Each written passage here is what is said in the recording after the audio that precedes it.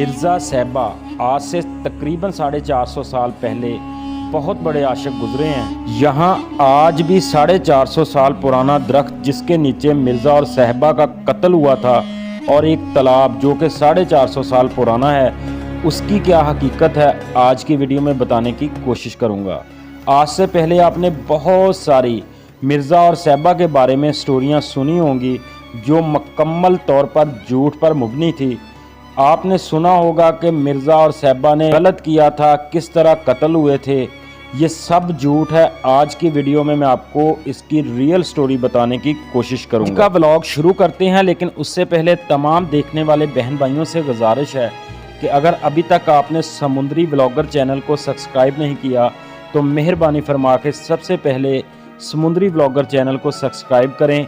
अपना प्यारा सा कमेंट्स और लाइक ज़रूर कीजिएगा और दूसरे दोस्तों के साथ शेयर करना मत भूलें। मिर्ज़ा और साहिबा एक ही ख़ानदान के नौजवान थे। साहिबा अपने ख़ानदान की बहुत खूबसूरत लड़की थी और मिर्ज़ा के मामू की बेटी थी। मिर्ज़ा 1586 में खरल जट खानदान में पैदा हुआ और साहिबा 1587 में। साहिबा जब पैदा हुई तो साहिबा के वालिद ने मिर्ज़ा के वालिद के साथ ये ज़बान कर ली कि जब ये बड़े होंगे तो इन दोनों की आपस में शादी करवा देंगे और हमारी रिश्तेदारी मज़ीद आगे बढ़ेगी। और साहिबा की माँ चाहती थी कि उसकी शादी उसके ख़ानदान, जो कि साहिबा की माँ का ख़ानदान चद्दड़ ख़ानदान था, उस खानदान में हो। वक़्त गुजरता गया। एक तो साहिबा के वालिद और मिर्ज़े के वालिद की बचपन में ही ज़बान हुई थी कि इन दोनों की आपस में शादी होगी, और वक़्त के साथ साथ जब इनकी उम्र, मिर्ज़ा की उम्र 32 साल और साहिबा की उम्र 31 साल हुई, इस दौरान इन दोनों में बहुत मोहब्बत और इश्क उजागर हुआ। इस बात का पूरे इलाके में इल्म हो गया कि साहिबा और मिर्ज़ा एक दूसरे के बगैर रहना नामुमकिन है।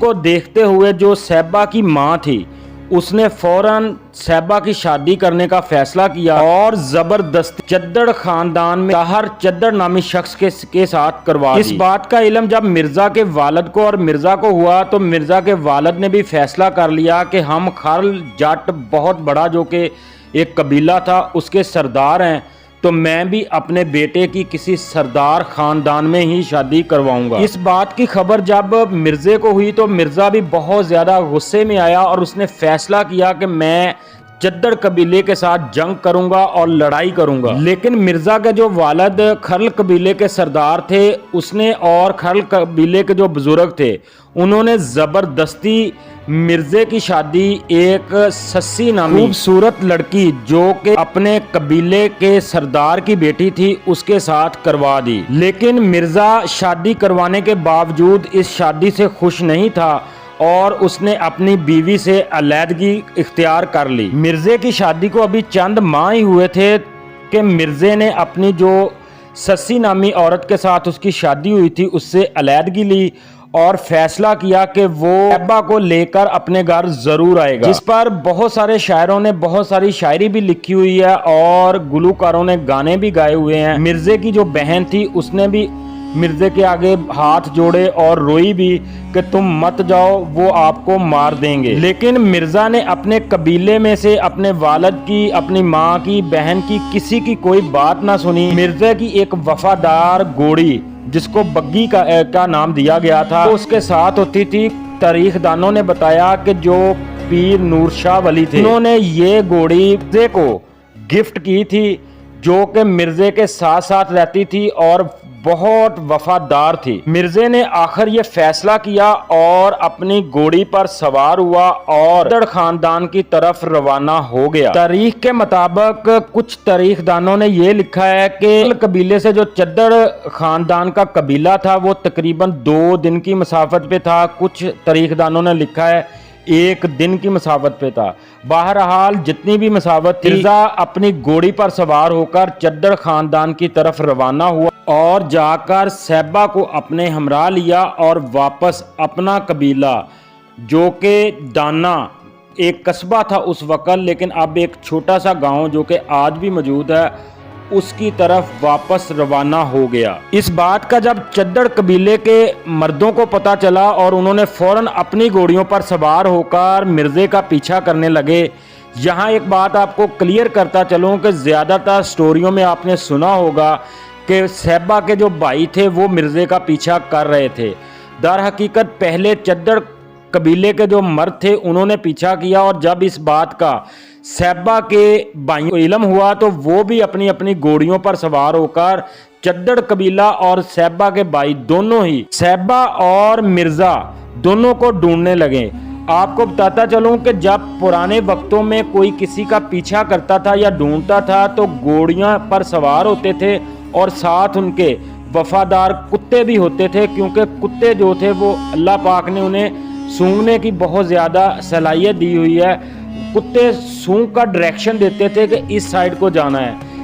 طریق کے مطابق گھوڑیوں پہ سوار صہبا کے بھائی اور چدڑ خاندان کے افراد تھے اور ساتھ ان کے 6 سے 7 کتے بھی موجود تھے۔ دوسری طرف مرزا اور صہبا آہستہ آہستہ دانا، جو کہ ان کا گاؤں قصبہ تھا، اس سے تھوڑا سا باہر، جس جگہ آج صہبا اور مرزا کا مزار ہے، اس جگہ ایک درخت تھا جسے جنڈ بولا جاتا تھا۔ اس کے نیچے آ کے مرزے نے اپنی گھوڑی کھڑی کی اور صہبا کو کہا گھوڑی سے نیچے اترو۔ ہاں، مرزے نے صہبا کو بولا تھا کہ یہ ہماری آخری جگہ ہے، جس پر صہبا گھوڑی سے اتری اور مرزا بھی اترا، اور اس درخت جنڈ جو کہ آپ کو ویڈیو میں بھی نظر آ رہا ہے، اس جنڈ کی چھاؤں کے نیچے بیٹھے اور مرزا سو گیا۔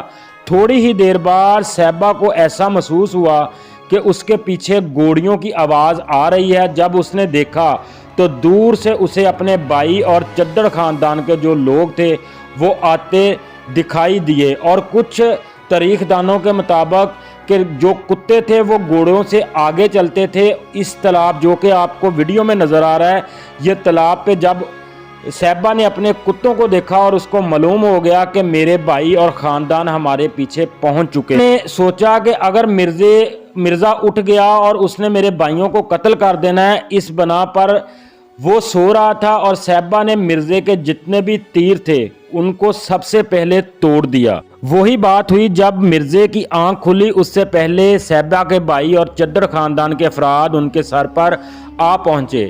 انہوں نے جب تیر چلایا تو صہبا بھاگ کر مرزے کے آگے ہوئی، اور سب سے پہلا تیر صہبا نے اپنی چھاتی پر کھایا، اور جب دوسرا تیر مرزے کو لگا، یہ دیکھ کر اس کی وفادار گھوڑی نے چلانا شروع کر دیا اور اپنی ٹانگیں مارنا شروع کر دی، جس پر چدڑ خاندان کے افراد اور صہبا کے بھائیوں نے اس گھوڑی پر بھی تیر چلائے، جس پر وہ گھوڑی بھی کافی زخمی ہوئی۔ گھوڑی بھاگ کر دانا گاؤں جو کہ بالکل پاس ہی تھا، وہ اپنے گھر جو کہ مرزے کا گھر تھا وہاں پہنچی۔ جب دور سے گھوڑی اکیلی کو آتے زخمی حالت میں آتے مرزے کی بہن نے دیکھا تو وہ رونا شروع ہو گئی، جس پر بہت سارے شاعروں نے بہت ساری شاعری کی ہے، جس پر مرزے کے والد کو پتہ چل گیا کہ میرا جو بیٹا ہے مرزا جٹ وہ اس دنیا میں نہیں ہے۔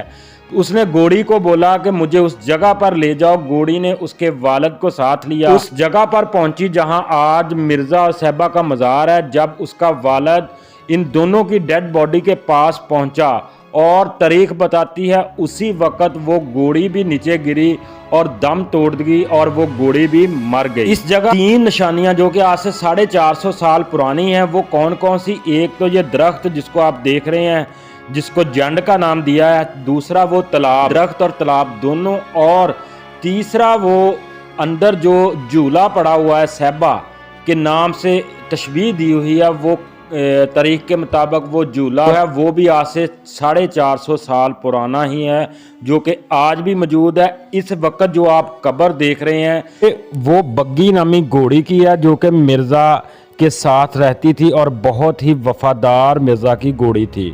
اب آپ کو مزار کے اندر بھی لے کے چلتا ہوں، اور یہ جو اس وقت آپ قبریں دیکھ رہے ہیں یہ صہبا کی ہے، اس کے ساتھ مرزا جٹ اور اس کے ساتھ مرزے کے والد کی قبر ہے۔ آج کا ولاگ آپ کو کس طرح کا لگا کمنٹس باکس میں ضرور بتا کے جائیں۔ چینل کو ابھی تک سبسکرائب نہیں کیا تو ایک بار پھر گزارش ہے چینل کو لازمی سبسکرائب کر کے جائیے گا۔ انشاءاللہ ملتے ہیں کسی اگلے ولاگ میں، تب تک کے لیے مجھے اجازت دیں۔